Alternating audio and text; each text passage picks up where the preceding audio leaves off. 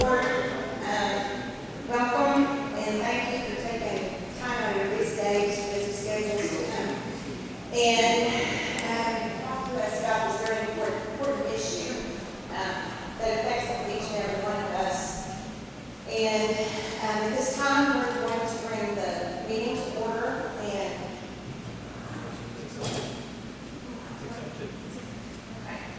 this time brings the Board of Education special meeting to order at 6:02 p.m.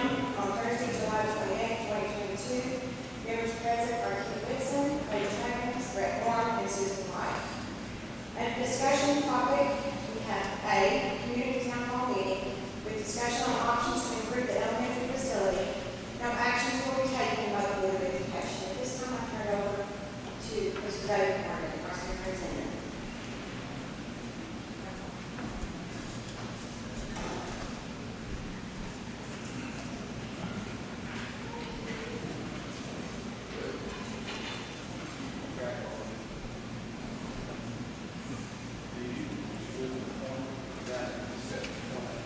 All right, I'd like to, first of all, welcome everyone this evening.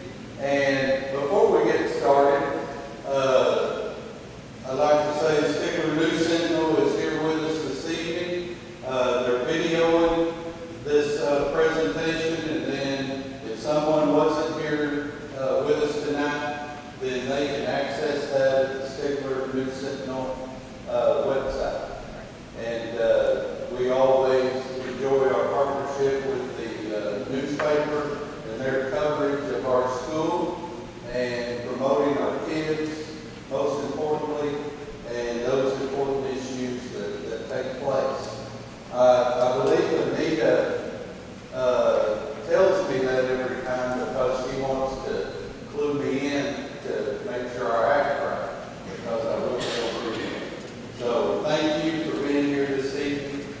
And first of all,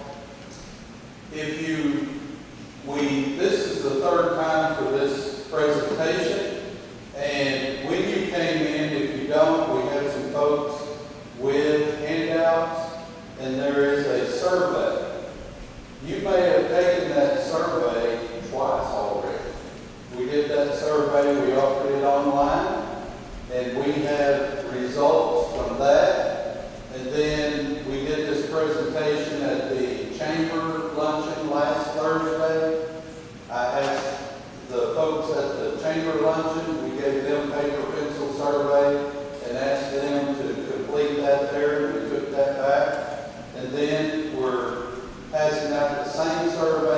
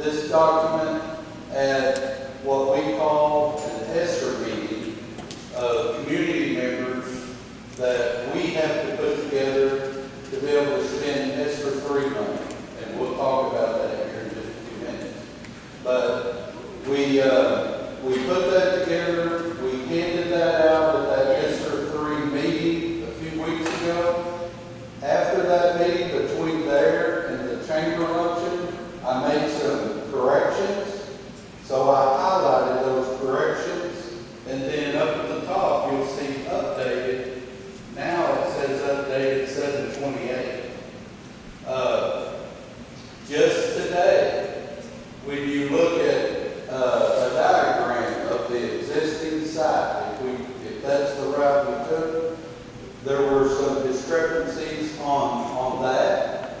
All the figures you see on that, you'll notice on that existing site map that those figures are handwritten. We had them all tied, nice and neat, but figured out this here recently when we transposed, when Mr. Huggins transposed those nicely typed values on that map that I had given him the wrong map. Go figure. And it was a real preliminary map, and we really narrowed down the number of classrooms and things at the existing site to try to get to where we had to be. And so that's the purpose of the highlights. Those are changes that have been made since the inception of this document. So I don't want an outdated document. I want to show where we've kind of evolved in this process as we go along. So it's kind of a prerequisite there for that. The first thing that I put in this document was progress within the last 2 years. I could sit and visit about the people I work with, close to 150 people employed here at Stigler Public Schools, and the loyalty, the hard work. I've witnessed that this summer. I looked over here at People Pemberton. If anyone is more ready for school to get started than me, you know, teachers are thinking, oh, Monday I get it, but we're ready to start school because it's just busy trying to get things ready. We've had projects going on, and he and his maintenance crew have been working overtime to try to make sure everything's ready. Our teachers, our support personnel are just outstanding and devoted, and we appreciate that. Progress within the last 2 years, I want to kind of look at some of this because I think it's important. It shows that we're trying to make progress, and it shows where taxpayer funds, and I always say this, if you don't know me, I'm just about as conservative as anybody you'll find. And that comes down also when we talk about expenditures of taxpayers' funds. I take that very seriously in how we spend those. And so just if you look at those bullet points, those are some highlights of expenditures and improvements that we've made over the last 2 years to try to either better education, provide for extracurricular activities, or safety. That's a huge thing today. So things like upgrading our bus fleet. And I'm going to wrap 2 of these. I'm going to put 2 of these together. If you'll take that first one, and then if you look on down about the, I'm going to say 6th bullet point, where it talks about some work we did in the gymnasium. These 2 points, because in comments, and this is what I want, I just want to understand a different perspective, and because it may change mine. But we're going to have different opinions within this room, within this community. I just want to be able to state mine and kind of state where we're at Stigler Public Schools. Do we need, when we've been able to buy in the past couple of years, 5 new buses that were needed, and 4 regular size buses and 1 14-passenger. 2 of those buses, if you're on Facebook, you've seen them, because they're not real ordinary looking. They're the rack buses. Now, we could have a 2-hour debate on, do we really need to spend the extra few thousand to wrap those buses?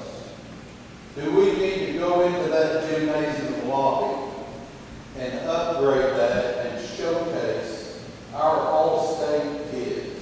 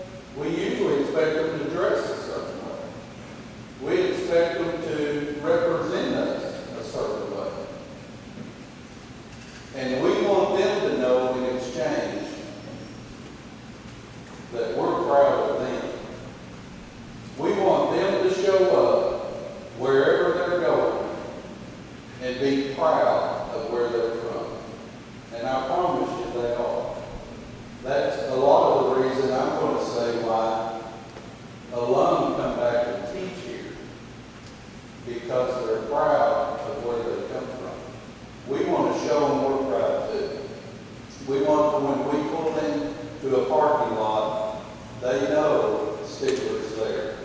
Is that important? I believe it is. I believe it's something above and beyond we can give our kids and show our pride for them. Same thing with the law. So those things. There's other things such as a new camera system throughout the district. I was high school principal back in the day of the VHS, and we should have recorded and sold tapes of Sherry Markham in my office trying to run the VCR, and me looking at the monitor in the front office. Sherry, you went too far, go back, you know. And by the time that we found what we need, that kid that did it straight, you know. So, and then we come to that, to HD cameras, and I want to tell you, as a long-time high school principal, we have an administrator right here, a camera system in your hallways, in your school. You can't find a more valuable tool. At night, surveillance, things like that, you just can't. It's priceless. So you can kind of look through that later if you have any questions on those. Be happy to answer any. If you go to the second page on the back of the first page, it talks about financial improvements in the district. Where are we money-wise? I want to kind of talk about these different funds that are available real quick. Child nutrition. I've said this 100 times in the last few months, but our child nutrition fund at about $301,000 ending balance, self-sufficient, doesn't pull any money from general fund or anywhere else for the first time in 30-something years. When 2 years ago, when we ended the school year 1920, that fund had a balance of about $161,000 at the end of the year. You see, that's almost double. Now, we'll eat into that a little bit as we go forward, but very healthy at this time in child nutrition. Building fund.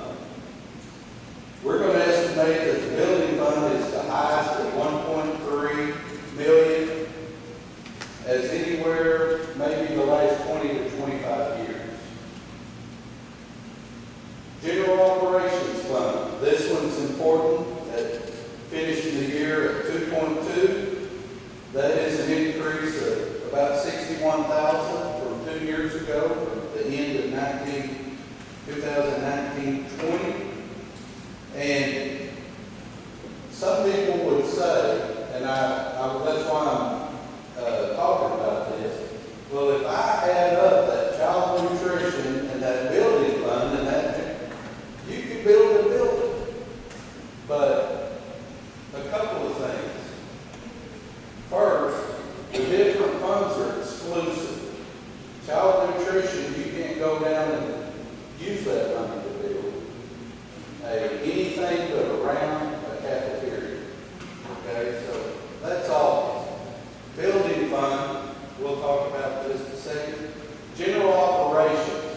This is about where we would like to keep it, because one of the things you'll see is that when the economy goes into a downturn, we've been in a recession in 2009, other times, and you'll notice that Stigler Public Schools never skips a beat. Now, that carryover may go from 2.2 to 1.8 because in a downturn, our funding is ultimately going to get cut for a year, 2, 3, 4 years, and we have to be able to cushion that. We don't want every time the economy, which guess what? Every time the economy takes a downturn, we have to get in a frantic pace and worry about letting teachers go and compromising the education that our students are receiving. So it's very important to keep that at a certain level. Those last two, ESSER 2 and 3, that ESSER 2, that $656,000 is, we started out, our original funding in ESSER 2 1.4 million. If you notice, at the middle school and high school, we're hoping we took care of all of our leaking problems. Maybe sometime in October we'll find out, if we didn't drop the rain. And so, but of course those will be fixed if they're not quite there. But we've dealt with a lot of issues at the middle school and high school so far. We have more to go, but we have $656,000 left in that fund. And then ESSER 3, that was the latest round of money from the government, one-time funding. That original amount was $3.356 million, and we're required to spend 20% of that on learning loss. And that's what we're doing with that. I could go in for you personally on how we're doing that, but what remains, the 80% that remains is that figure, $2.685 million. That's 80%. And what we did originally was we set that aside for whatever we're going to do with materials at the elementary school. We want to try, if they'll allow us, to put this forward. So, some of the feedback, I'm just answering questions through emails and things that I've received. Are you sure you are spending the ESSER money legally? Well, I sleep every night. If I was worried about that, I would be up at night, and here's the deal. ESSER 3 money, I'll take that. To spend $1, we don't have ESSER 3 or ESSER 2 in the bank if we do it on a claim basis. So we decided we're going to do this with ESSER 3 money. We have to fill out an application, send in all the supporting documentation for that to the State Department, wait until we get a yes or no. They okay it or turn it down, then we can proceed. Once we get the invoice to pay for that, whatever it was, then we have to pay it out of that building fund. And then and only then can we use that paid invoice along and send it in with a claim application to get reimbursed for that. So if I was to say, don't document this, but if I was to say I'm going to buy David Morgan a new truck out of ESSER 3, I'm going to turn that application in. There's going to be a big laugh at the State Department, and then it's going to be rejected. And anything in between. So there's a lot of checks and balances on what we kind of have an understanding through training on what we can spend that on and what we can't. So that's kind of the funding situation where we are as a school at this point. Now, if you look on the next page, future facilities project proposals, we put this out after our last ESSER meeting. This handout, along with some other things, we put on our website. We want people to be able to access that. We've been handing it out. And what we're here now to discuss, why we're having a discussion on facilities right now today is not that we're going to try to run a bond tomorrow. Okay? That's not the focus right now at this point. The focus is we have that ESSER 3 money, that $2.6 million, that has a spending deadline of September 30th, 2024. Now that sounds like an eternity. In construction, it's tomorrow. Because once you get the wheels turning and everything. So we want guidance, we want, believe it or not, consensus from our community on which route we want to take on the grade school facility. Because if we say as a community that we want to go up to the 40 acres northeast of the high school and build a new school, we're going to put that $2.6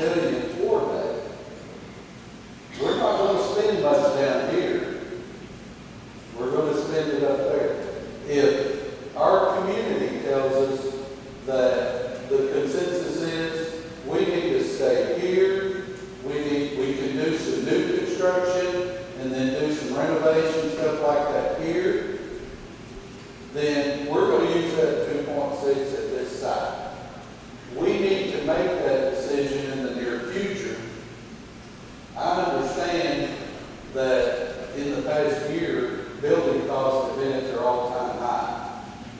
That's why our architect on these drawings, these prices are current drawings as of about 3 weeks ago. We didn't want what it cost to build it 3 years ago. That seems like a dream on me now. And then I don't want to estimate prices leveling off and going down, and I'll bet we can build it for this in 3 years. It's at its peak. This is what it's going to cost. This is the estimate to do these projects at what I hope is the peak of goods and services and their prices. So when you look at those estimates and you look at the 18.9 million or you look at the 13 point whatever, then keep in mind that's prices at their peak, hopefully. So I would not recommend starting building tomorrow. But we need to start having a little foresight looking into the future. So Plan A would consist of building a new elementary school complex located at the school property northeast of the current high school. Approximate cost, this is the estimate right now at today's prices, $18,915,750. Now, that is the estimate from our architect. That is turnkey. I just talked to him today. Does that include from the slab piers, everything for him? That includes, he said that has the estimate built in on dirt work, all of that. Parking lots, all of that. That they use a program that the companies, there are several companies, but they're always taking in information from architects that are building schools and building buildings. They bring that information in so that they can provide estimates. What are they costing last year? What is this building you just finished? What did it cost you per square foot? And that's where they get their estimates on singular buildings. It's pretty straightforward on Plan A. It says there, although ESSER funds approximately $3 million, being 2.6, can be used towards the project, an additional bond issue would be needed to cover the remaining balance. And if you'll notice there, somewhere between now and about, I'm going to say since this was written, probably 14 to 15 months from now, if it's Plan A, we would need to run a bond. And hopefully by that time we see a downturn in cost. The reason I say in 15 months, that's about what we project that we could pass the bond and then have time to get things rolling and still have that 2.6 spent by the deadline on the initial construction cost. Plan B, and if you look, you probably look, but there's a map of the new construction there. Can you put the existing?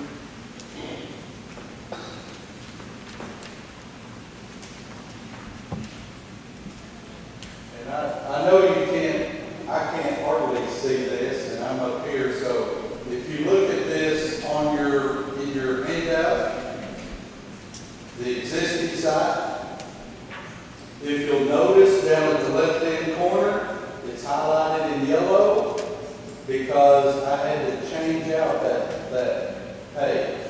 So that's a different page from the one that, because of what I talked about earlier, than we originally had in this packet. I'm going to point up here, and you can watch and then refer to your paper. If the consensus of our community is to stay at the existing inside. Number one, this plan is not set in stone. This is to give us a guide, because we'll come together and get all the input we can, and that's the same on the new side. There may be some tweaks after we make that final decision to go that route. But on the existing side, there's so many more stages that I wanted to talk about that a little bit. If we get a consensus from our community, this is what we need to do, then directly after that, we're going to start in, is kind of our plan, to start with new roofs at this time, new roofs on the existing building and the first, what I call the first grade building. It has 7 classrooms in this strip over here. We had a lot of discussions early on. Is this a viable building? And that's something that we'll probably continue to discuss. So, but right now, we're kind of using this. We would come in and start putting new roofs on these 2 buildings. If you look at this, is all spelled out in your handout. Along with that, after we did the estimates on these 2 roofs, that would leave us about $1.8 million in our ESSER 3 fund. If we added about $1 million with that, by that time, out of the building fund and other sources, then we could probably go ahead and do our cafeteria. Now keep in mind, there's been no bondage, no bond right yet. So we could get that done. This is where we would probably have right now, I think it's $7.3 million to come in on new construction. This in the red would be the next step after these roofs. And build up here, it's about 12 classrooms. This would be your 3rd and 4th grade, I think, ultimately. Special education classes here.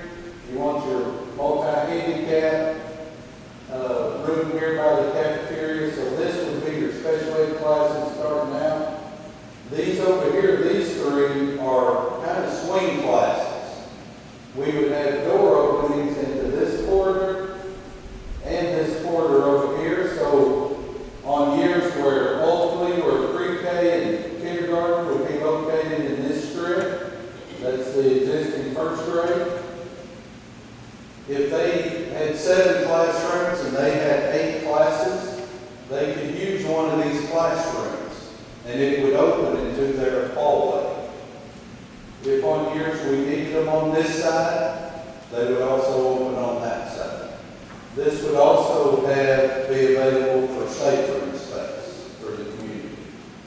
So after we finish this new construction, we would empty this existing building over into here, and we would remodel the existing building. After that's remodeled, we would move your kids from over here into this building, do this remodel over here. So all this time, we know we also understand we have parking lots, we have drop-off spaces. Your drop-off for your 1st and 2nd grade would be right over here to kind of get them spread out. Drop-off for 3rd and 4th grade here, and we're still working on pre-K and K. Buses would come right through here like I believe they do now. A dock area for your cafeteria, that kind of thing. So that's plan B. And so, just because I'm tired of talking, do we have any questions on any of that? Can I just make sure I'm right on this, just kind of a point of clarification. That $13.2 million does not include a gym, and the Plan A does include a gym. So if we start looking at the 2, there's really, what is there, around $3 million difference between A and B?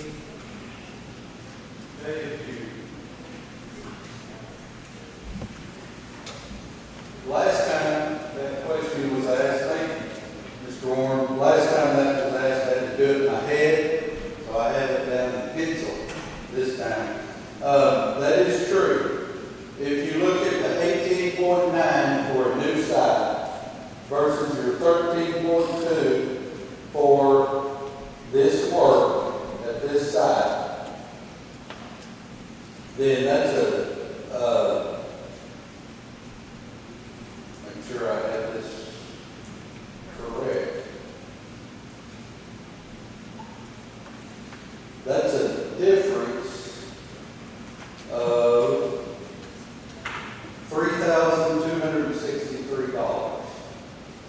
here's what you have to do. I'm sorry, let me back up. Forget what I just said.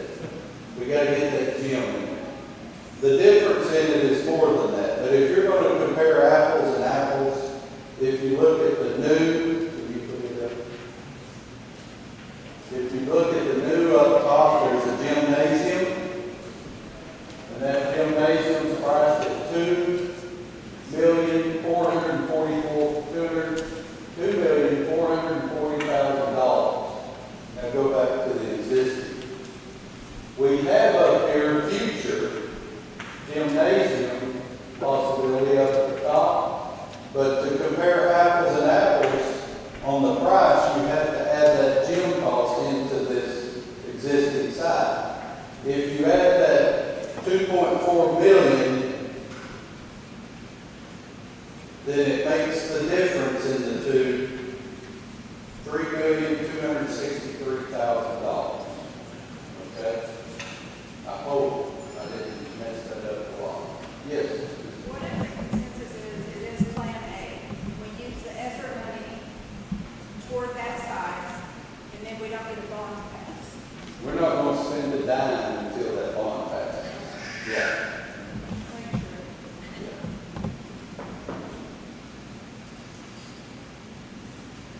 Yes, sir. The bid, the geotechnical work done, exploration of property, What?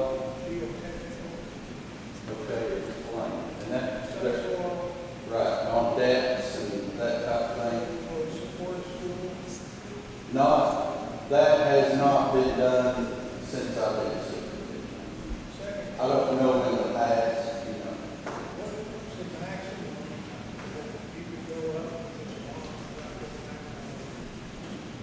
bond? Our evaluation. And I was asked that, I'm going to get, because right now, and I was asked a bond question at the chamber, right now we're not talking to bonding company. I'm going to go in week after next and sit down with our tax assessor, because that has gone up, that valuation amount. But I'm not sure what it is, so I don't want to give you a number. But we will put that out on our website here in the next couple of weeks. And especially, would we have to do a series loan, would we have to do this? We're trying to take this one step at a time on which route do we want to take right now. When we figure that out, then I'm going to start contacting the bonding company. Does that make sense? Makes sense to know that already.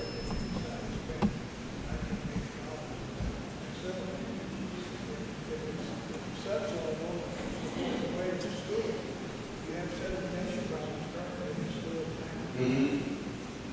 If you don't do something about that, prior to building a school, you have 7 problems. So this is going to determine peers, how many peers you have to have, how much support you have to have, you bet.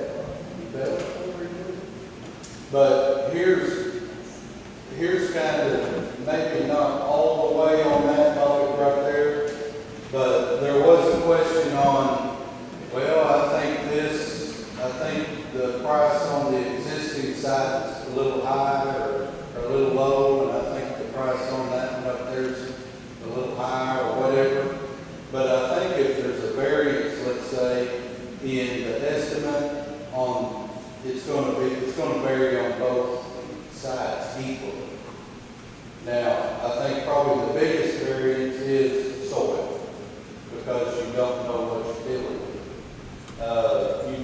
You can build this building here on this flat ground and build it on the side of a hill. It's going to cost more cheaper, depending on what's underneath there. No, that hasn't been done, but what we're trying to do is this one step at a time, and we're not to that step yet.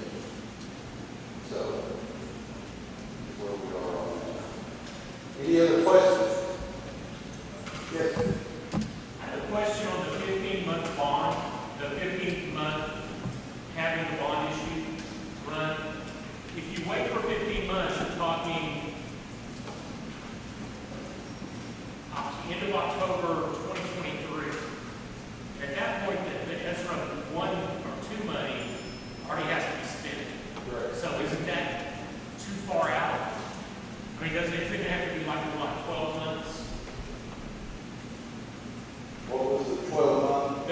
When you run the bond issue, because if you run the bond issue and it fails, then you're going to want to spend it over here, and it's too late. You wait 15 months, you lose. But I know you're not going to lose that, but you're going to find a way to spend that money. I'm pretty sure about that. But you know what I'm saying? So what I'm getting is it going to be that we're going to run the bond issue sooner than 15 months in order to have time? You're addressing ESSER 2 money. Right. Okay, and as right now, if we get a consensus that we're going to stay at this site, I mean, in the next couple of months, then we'll go ahead probably, that'll be a board decision, but we'll go ahead and probably and put that 600,000 toward this site, and that's something we've been kind of questioning back and forth, because we have, as a district, I'm not going to say it here and guess. If you went to Stigler, you probably went to school in this building. And I think that's safe.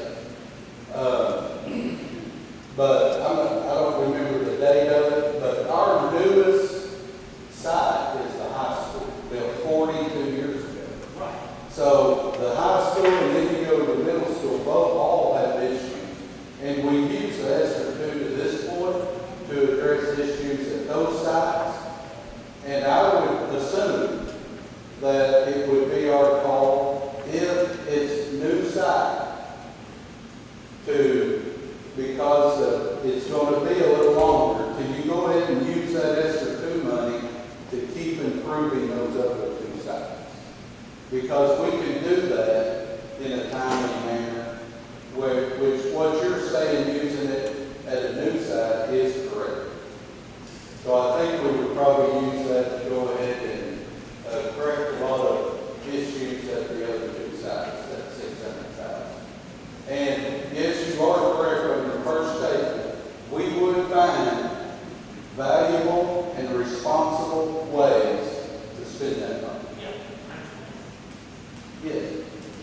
What's going to be the board's definition of consensus, and how long do you think before we make that decision? Well, as of right now, it will be on the August board meeting. That's the 8th of August.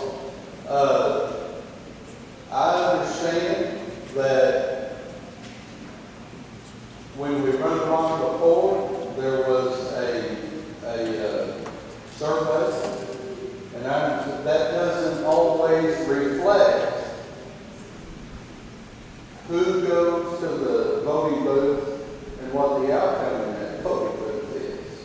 But I think that's our best tool right now to gain a consensus on that. Does that make sense? Well, so is it going to be like a percentage, so many for Plan A versus B? I guess that's what I'm. No. I'm just not. What?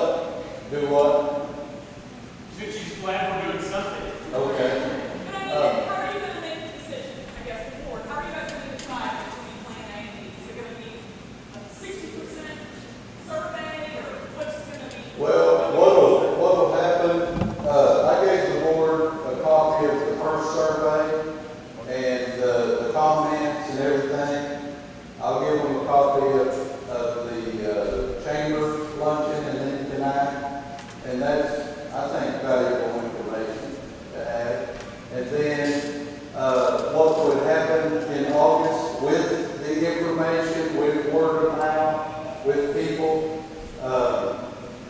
then when that action topic comes up, I'll make a recommendation based on that, and then the board will vote on it after discussion. That's why it's important for everyone to get on there and encourage others to do that, so we can make a logical decision what's best. So that's why it's so important for people to be involved in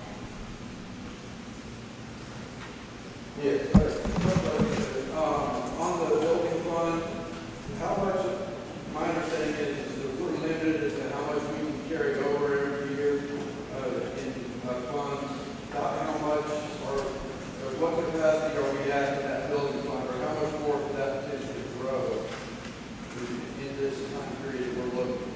unlimited on the building fund. It's your general fund. Typically, you have and it depends on the size of the school. We've had a waiver through COVID on carryover in the general fund, so a school has unlimited ability on carryover the last couple of years on general fund. But it's going to be the one that has a limit on how much you can carry over. Child nutrition has a limit. You can carry over 3 times your average bills each month for the year. You can carry over new money to the next year. And then the second question in regards to the total financing cost, that doesn't include the possibility, I know you spoke a lot about bond issue and test funds, but that doesn't include the possibility of us also exploring opportunities for rural development grants, additional ARPA funds, things like that. Is that right? Correct. And we are engaged right now in several grants that we've pursued throughout the last couple of years in different areas that have helped us financially.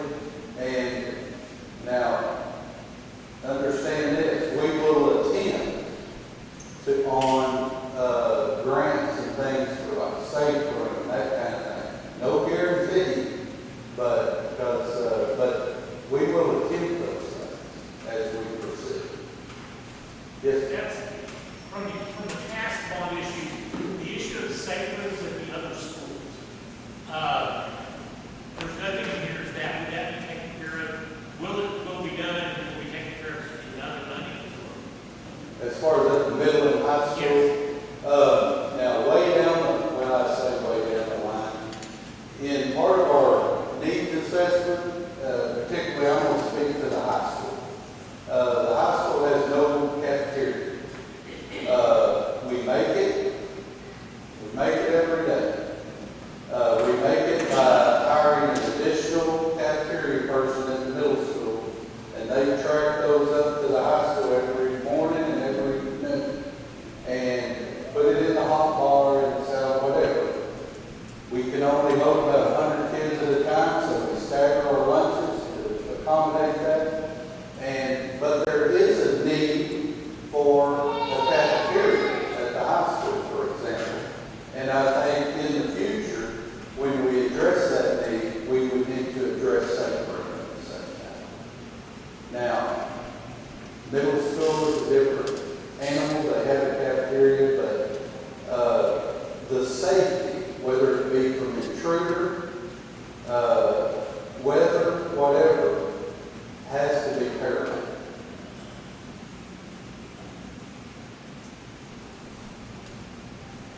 Anyone else? I'll make a comment. So, we know here over at the week, I guess. Yes. Yeah, so, but wouldn't it make more sense to try to get something done because of the cost of borrowing that money right now, right? I know the cost of material provided, we did that years ago, we tried to get that, and in 4 years, it's gonna be higher than it is now. You know what I mean? In my opinion, it's economy would be to try to get it done because what we have now that we didn't have in the past 15 years, the cost of borrowing money is rising every quarter due to inflation. And I don't see that coming down substantially. It's gonna probably go up in the next 2 years at least. I mean, in between 4.5 and 8%. And it's going to continue to rise to try to counteract any impending recession. So I believe that's true. I mean, you get into a catch-22. So many of us remember in the late 70s, early 80s, when a mortgage was 15% or something, and probably if you're 20-something, that's hard to believe, but people still build houses. But that's just what it was back then. And I agree totally on that. And that kind of puts you into a catch-22. And I don't know the perfect time to do it, but that's a good point. Because it's going to go up for the foreseeable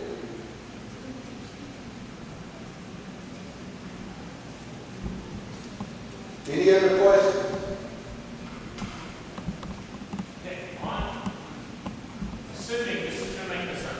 assuming that the consensus is to go with Plan A. You run the bond issue on Plan A, and it fails. We know that can happen.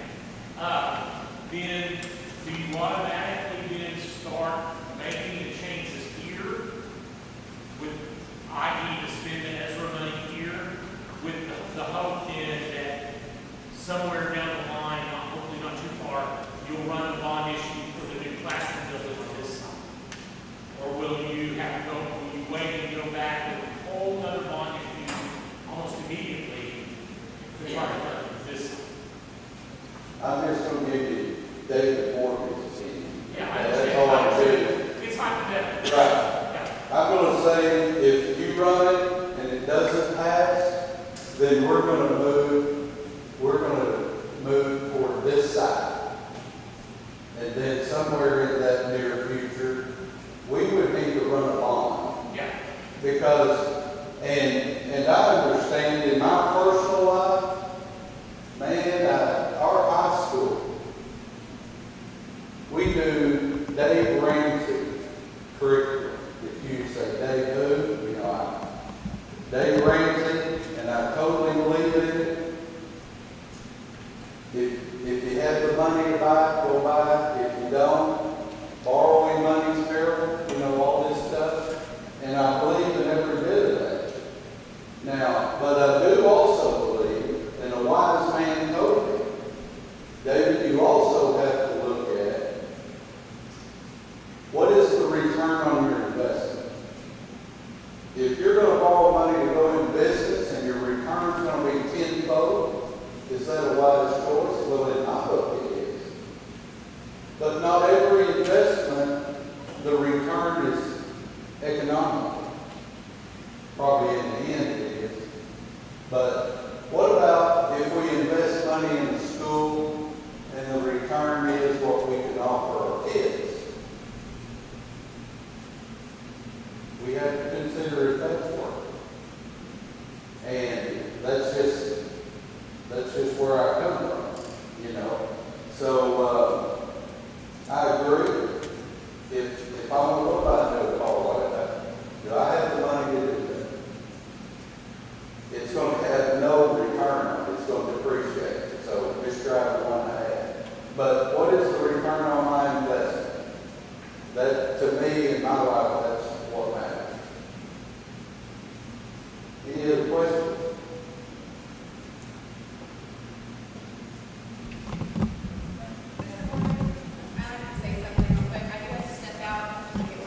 Okay. But just to further comment on what you just said, it's not just a return investment for your kids, it's for Stigler. I mean, think of what a new grade school would do for this population and businesses to in the future. I don't know how many of you had a child in summer school this summer, but I did. And it was shortly after the UVA shooting, when we had that lockdown scare. My stomach, my heart dropped in my stomach. Because I thought, if this is real, my daughter is there. And no offense to the school, wonderful school, but you could easily penetrate that school just like that. There's not very many significant features because of the age of the building. And it's also a health concern. My mother just retired this year. And when she comes to school, when she has the summer off, her health is wonderful. When she returns to school, her health goes down. And I can guarantee you, if you get a ladder and look at these attics and look inside these walls in this grade school, you're going to find mold, you're going to find issues. And that is what your teachers and your school staff are breathing, and your children are breathing in daily. Now, I am fully for a brand new school because of security reasons and because I have two children of my own that I would love to see go through the school system and get a brand new school. And I just want you all to consider that versus looking at this plan and looking at the money that it costs and what it would do to property. I'm also a landowner. My husband and I run a small cattle ranch. I will eat the cost every day. You want to protect your children, you want to protect your property. If your home continuously get fed, what would you do? You'd increase security so you can catch people doing something. We need to do something for our school, for our kids, for our community. I plan to be in Stigler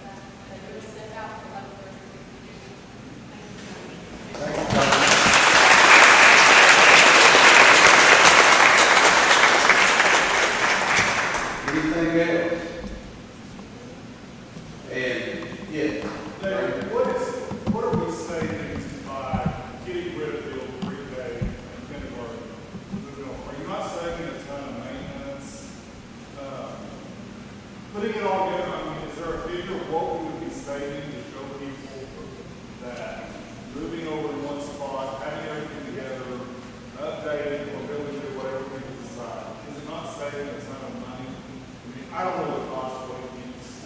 The kindergarten going, but I'm sure y'all are running food back and forth, kids back and forth, you have safety there. I mean, it's a cluster. I've been through all 3 schools, and pickup is horrible. It's horrible here, it's horrible at kindergarten. High school is a little bit easier because of the youth is driving, but what are we, I mean, we've got to be saving quite a bit by getting rid of that old expense and putting everything together. So there's some kind of figures there people can see. I don't have any figures, together on that, but, Mr. Davis, I think you're talking about security. You're talking about what you talked about, child nutrition. I think this too. Think about the experiences that those little guys could have. I mean, this may not matter. It matters to me. When I was in school, it didn't matter if I was in kindergarten or if I was a sophomore. Who I admired was those older kids. And so, when I'm in kindergarten, I'm over there by myself, I've come up here and watched the assemblies that Ms. Garman, before her Ms. Mayhall would have, and how much it meant to those kids. So, we can say security, we can say just feeding kids, readily access instead of busing them on the after-school program, but also just that impact it has on them, that they don't have that experience that first 2 years. Man, we promote, and some will understand this, some won't. That's just the difference in how we process, not good or bad.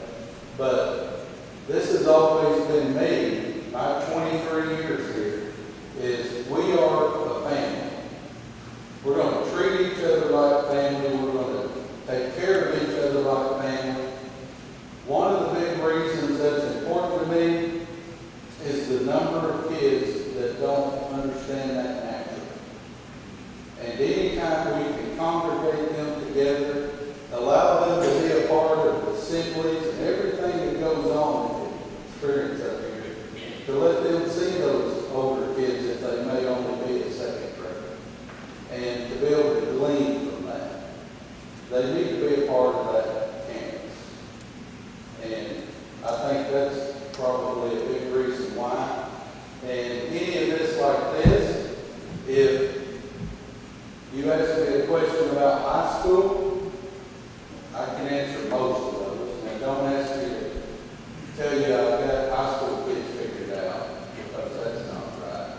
But at this time, and I'll answer any other questions, but I'm going to give Ms. Garber a chance to speak real quick, and then she may want to answer that on her side. Yes.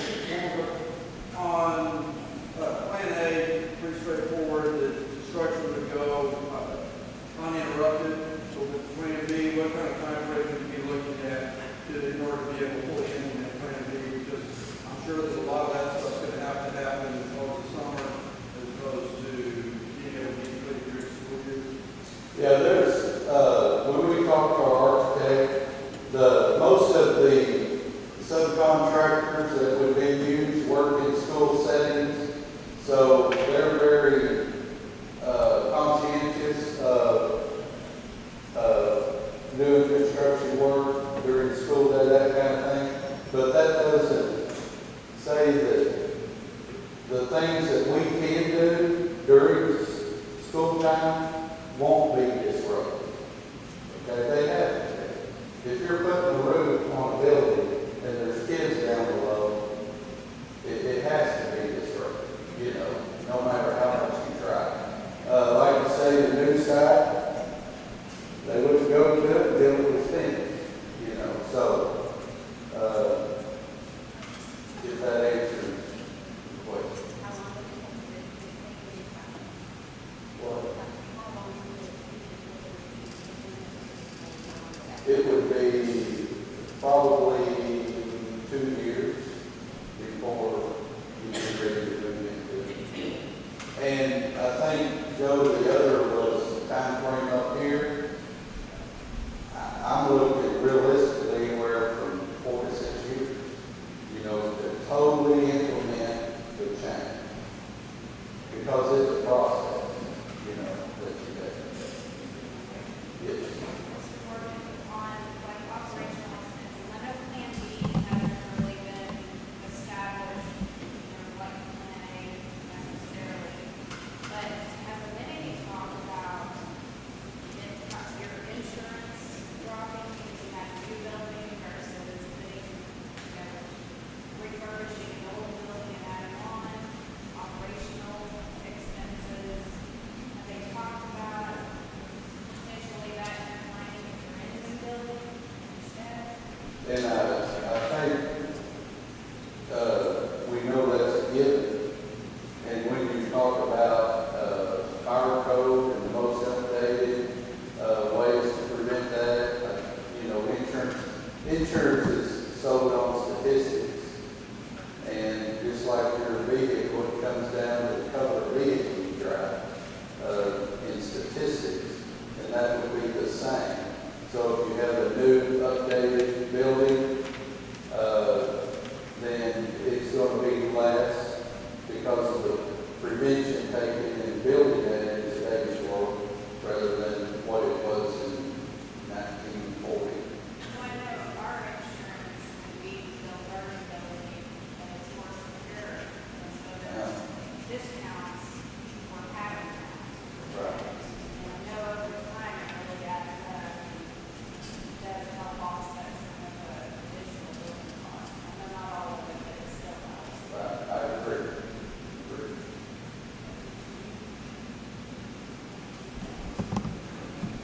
Thank you, Mr. John.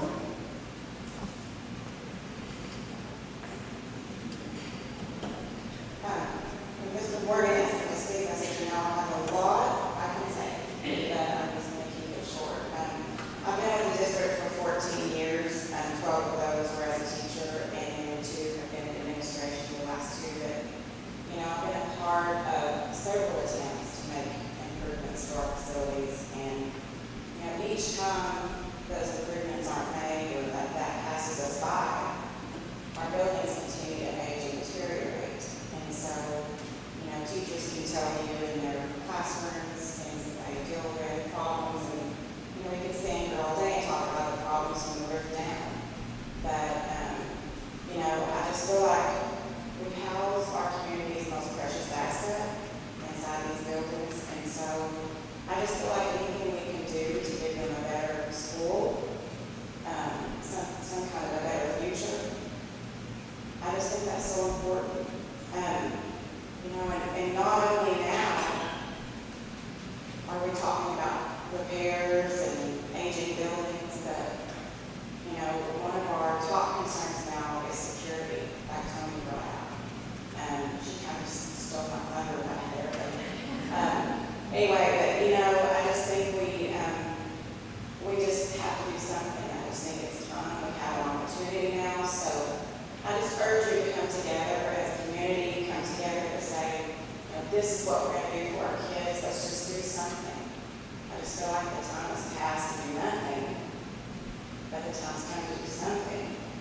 So I urge you to get involved, be informed, and just take a part in being an active participant in the betterment of our schools. We opened the classrooms up. We've got the facilities open, so I would urge you to walk around. After this meeting, I would urge you to walk around, take a look for yourself, and just, you know, get informed.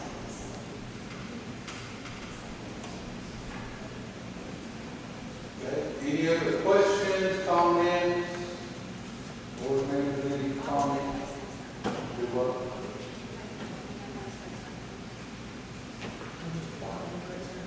Okay. Mr. Mauser? Yes.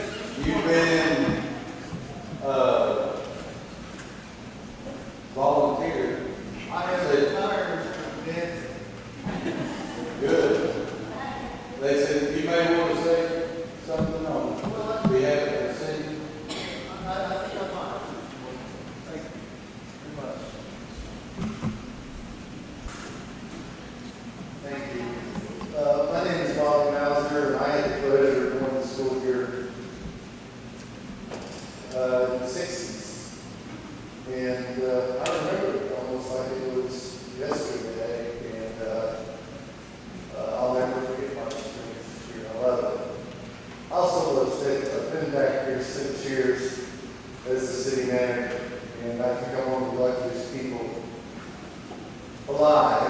and I know that's not my line, it's Lou Gary's line, but I do mean it. I have a passion for our community, I have a passion for our people, and I have a passion for Stigler. I can't do this quick. When I graduated from high school, I remember getting fitted for gowns. The majority of my classmates were saying, boy, I can't wait to get out of this gown. Broke my heart. I kept saying, I can't wait to get back to this gown, because I'd spent most of my life away from it. And that's what I think we need to create as a community, is a spirit where people want to come back to Stigler and make it the place that they live and they raise their family. And we can do that. We talked about why it's important. As a community, we've accomplished many things over the past 6 years. It's not because of my tenure, but we really done some great things. And credit to the council or credit to the community. We passed a half in sales tax for economic development. We built some more facilities, we built some more. But there's one thing we haven't done, and one thing we're going to have to do if we're going to continue to grow, prosper, and be successful. And that is invest in our children. Invest in our infrastructure. If we don't, people that have a choice will take their children somewhere else. Just that simple. It happens every day. Every expert tells us that. We have an ongoing economic development survey going for Stigler right now, and the number one need in Stigler, Oklahoma right now, according to our experts, is school infrastructure. And if you don't think it'll happen, just look at Eufaula and those other schools that have built new schools and how their enrollment has increased. It's an investment in the future. If you're a business owner, I see Burrow back here, a business owner, sells cars every day. He understands the value of investing in Stigler today because it will ensure a successful future for him tomorrow. Because if those people leave now, they won't be using our goods and services, they'll be getting them somewhere else. What a shame. What a shame. 33% of our residents live in Stigler because they love the community, they love the safety, they love the schools, and they work more than 50 miles away from Stigler, but they choose to live here.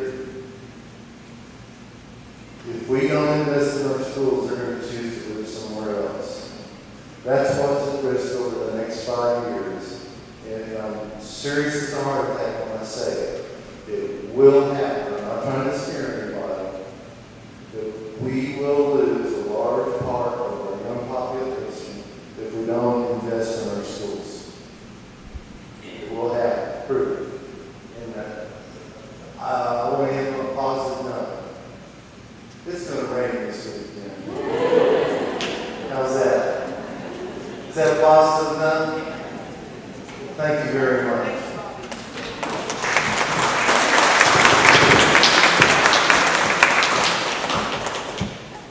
Well, another way to, I believe it's on the website, the email address, there's a generic email address to send in comments, and please do that.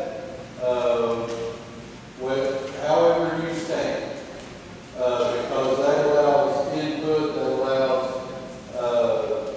wisdom to take over, and so we need that. So please find that email address, go there, give us comments, give us feedback. Anything else?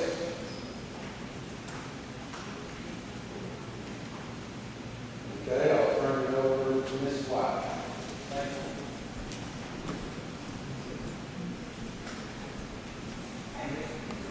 Motion to adjourn. Motion made by Brett, seconded by David, at 7:12 to adjourn. Brett? Yes. David? Kenny? Nancy? Yes, thank you all so much. We sure appreciate it. Thank you.